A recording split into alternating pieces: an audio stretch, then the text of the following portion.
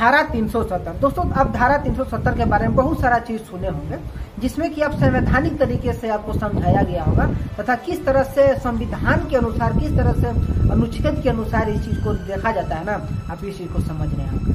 लेकिन मैं आपको आज एक ऐसा सीधा साधा और बहुत ही स्पष्ट तरीके से धारा 370 का मतलब समझाना चाहता हूँ ना, जिसको कि आपको सुनना चाहिए और अपने दोस्तों को भी शेयर करना चाहिए। और यदि ज़्यादा अच्छा लगे तो हमारे चैनल को आप सब्सक्राइब कर ही सकते हैं।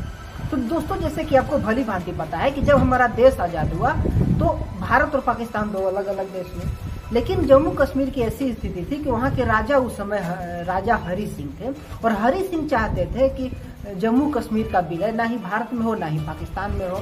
लेकिन उस समय भारत भी चाहता था कि जम्मू कश्मीर हमारा अपना हो जाए और पाकिस्तान भी चाहता था कि जम्मू कश्मीर हमारा हो जाए। लेकिन जिस तरह से भारत ने किसी भी प्रकार से उस पर किसी प्रकार से दावा नहीं किया कि तुम हमारे ही तरफ हो जाओ, किसी प्रकार से कोई जोर जबरदस्ती नहीं किया। लेकिन जैसे ही भारत तथा पाकिस्तान अलग हो गए तो पाकिस्तानी सैनिकों ने जम्मू कश्मीर पर धावा बोल दिया और उसे जम्मू कश्मीर को कब्जियाने के लिए वहां पर अपने सैनिकों को छोड़ दिया और वहां पर युद्ध जारी हो गया। लेकिन आज आप देखते हैं ना कि बहुत सारे ऐसे लोग हैं, जैसे कि अभी पठान मूवी आई थी, तो पठान मूवी को लेकर के बहुत सारे ऐसे सनातनी लोग थे, ओझा फोझा और 75 तरह का शर्मा और कितना कितना लोग थे जो कि पठान मूवी का समर्थन कर रहे थे तथा झूठ का अफवाह फैला रहे थे कि Pathaan movie super duper hit हो गई, इतना हाउसफुल चल रहा है, इतना हाउसफुल चल रहा है, हम जाकर के फिल्म देखे हैं बहुत सारे। लेकिन उन चुतियों को यह पता नहीं है कि भारत एक ऐसा राज्य था, जम्मू कश्मीर एक ऐसा राज्य था जहां पर जो हिंदुओं का नरसंहार किया गया था, कश्मीरी पंडितों का नरसंहार किया गया था ना 1947 में, वो पहली बार जो पठानी कबीले थे उन्हीं लोगों के द्वारा ऐसा किया गया था। लेकिन आज खैर वो लोग तो अपना भूल ही चुके हैं कि किस तरह से उन लोगों के द्वारा अत्याचार किया गया था, तो उन्हें पता नहीं। तो चलिए अब रही बात जम्मू कश्मीर की, तो जैसे ही जम्मू कश्मीर में पाकिस्तानी सैनिकों का आक्रमण हो गया तो उस समय वहां के राजा हरि सिंह ने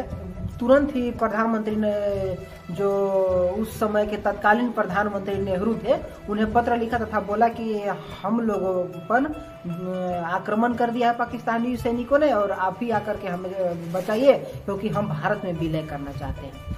तो तुरंत ही नेहरू जी ने अपना सैनिक भेजा तथा वहाँ पर जितने भी पठान थे, उन्हें जितने भी पाकिस्तानी सैनिक थे उन्हें मार करके भगाया गया।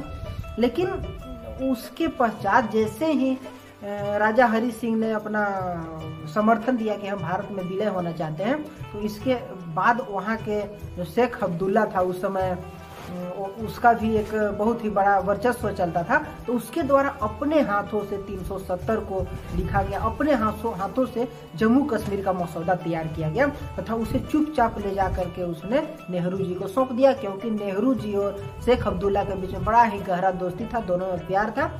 और उस समय प्रधानमंत्री रहने के बाद न ही पंडित जवाहरलाल नेहरू ने राजेंद्र प्रसाद से पूछा, न ही सरदार वल्लभ भाई पटेल से पूछा और न ही भीमराव अंबेडकर से पूछा, और बिना पूछे हुए धारा 370 जम्मू कश्मीर में लागू कर दिया। और वही धारा 370 के चलते भारत का कोई भी व्यक्ति जम्मू कश्मीर में जाकर के नहीं रह सकता था, वहां पर जाकर के प्रॉपर्टी नहीं खरीद सकता था, वहां पर जाकर के घर नहीं खरीद सकता था।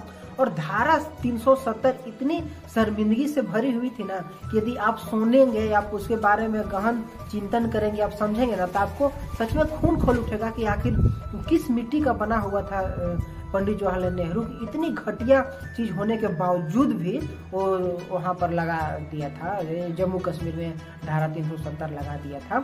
कि धारा 370 का मेन मकसद था कि यदि जम्मू कश्मीर की कोई भी लड़की यदि भारत के किसी राज्य के किसी भी लड़का से यदि शादी कर लेता ना, तो जम्मू कश्मीर के उस लड़की की नागरिकता जम्मू कश्मीर से ही खत्म कर दी जाती थी। और यदि जम्मू कश्मीर की कोई भी लड़की यदि पाकिस्तान के लड़के से शादी कर लेती तो उस पाकिस्तानी लड़के की नागरिकता ना जम्मू कश्मीर की हो जाती थी। देखिए कितनी शर्म की बात है कि अपने देश में, अपने जम्मू कश्मीर में ऐसा नियम लगाया गया था धारा 370 के तहत। और आप किस बात पर बोलते हैं कि कश्मीर हमारा है, कश्मीर हमारा है, खीर मांगो खीर देंगे और कश्मीर मांगो चीर देंगे, इस प्रकार से बहुत सारा ऐसा आप डायलॉग सुने होंगे। लेकिन किस आधार पर आखिर हम बोल सकते हैं कि वास्तव में जम्मू कश्मीर हमारा है? क्योंकि जम्मू कश्मीर में नहीं भारत का संविधान वहां पर माना जाता है। और धारा 370 के अनुसार शेख अब्दुल्ला ने जो संविधान भारत में चलता था वो संविधान जम्मू कश्मीर में नहीं चलता। जो राष्ट्रीय ध्वज भारत में चलता था वो राष्ट्रीय ध्वज जम्मू कश्मीर में नहीं चलता था। जो राष्ट्रगान भारत में चलता था वो राष्ट्रगान जम्मू कश्मीर में नहीं चलता था। जो बैंक पूरे भारत को देखती है, जो भारत में काम करती है, वो बैंक जम्मू कश्मीर में नहीं काम कर सकते थे। जो राष्ट्रपति, जो प्रधानमंत्री अपना जो उससे देश के जिम्मेदार होता है, देश की दावेदारी होती है उस पर, लेकिन उसकी कोई दावेदारी जम्मू कश्मीर पर नहीं थी। भारत के जितने भी कानून व्यवस्था हैं सारे के सारे भारत से अलग थे, यानी कि वहाँ पर किसी भी प्रकार के भारत का कोई भी चीज वहाँ पर नहीं होता था। तो आखिर हम किस मुंह से बोल सकते हैं कि जम्मू कश्मीर हमारा है? लेकिन आज जब धारा 370 हटी तो भारत में बहुत सारे से विपक्ष के लोग थे जिनके पिछवाड़े में मिर्ची लगी तथा उन्होंने विरोध भी किया। और यहाँ तक कि भी भारत जोड़ो यात्रा के जो अंतिम चरण था राहुल गांधी का, वो जम्मू कश्मीर गए और वहाँ पर जम्मू कश्मीर पर जा करके खुद राहुल गांधी के द्वारा बोला गया कि यदि हमारी सरकार आती है ना तो हम जम्मू कश्मीर में फिर से धारा 370 ला देंगे। धारा 370 के बदौलत ही जम्मू कश्मीर में आतंकियों का इतना अत्याचार होता था। प्रतिदिन भारतीय सैनिक मारे जाते थे, प्रतिदिन पाकिस्तानी सैनिकों का हमला भारत में होता था, जम्मू कश्मीर में होता था।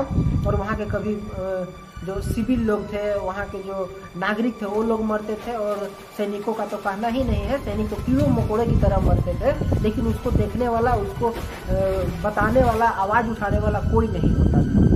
अब भली भांति जान रहे हैं कि जम्मू कश्मीर से 1990 में कितने 5-6 लाख कश्मीरी पंडितों को भगाया गया था, लेकिन वो पहली बार नहीं थी। वो इतनी बड़ी मात्रा में पहली बार हुई थी, लेकिन लाखों लाखों लोगों को देश आज़ादी होने के बाद से जम्मू कश्मीर में मारा गया तथा किस तरह से वहाँ पर हिंदुओं के साथ, कश्मीरी पंडितों के साथ अत्याचार किया गया है ना, वो आप इतिहास उठा कर देख सकते हैं। और वो सिर्फ और सिर्फ धारा 370 के चलते हुआ था। आतंकी तो एक बहाना थे और इसमें समर्थन भी किया जाता था ना, वो भी भारतीय मुसलमानों के द्वारा।